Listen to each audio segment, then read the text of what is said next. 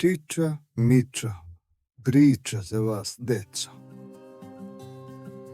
Danas ćemo upoznati jednog malog, ali veoma brzog dinosaurusa.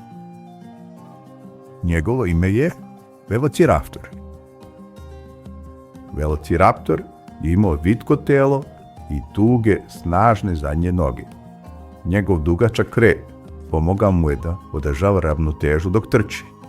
Prednje noge bile su kraće, ali veoma pokretne.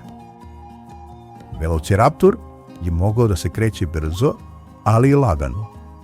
Njegove duge noge omogućavale su mu nagle promjene pravca. Rep mu je služio kao stabilizator, slično kao kormilo na brodu. Velociraptor je živeo pre oko 75 miliona godina.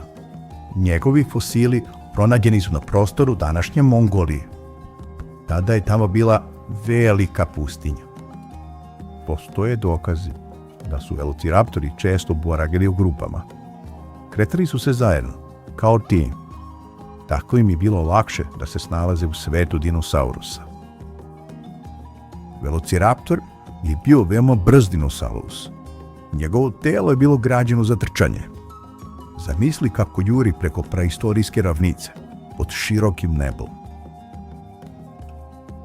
U filmovima izgleda mnogo veće, ali pravi velociraptor bio je visok otprilike kao jedan veći pas. Da li ste znali? Ime Velociraptor znači brzi lovac.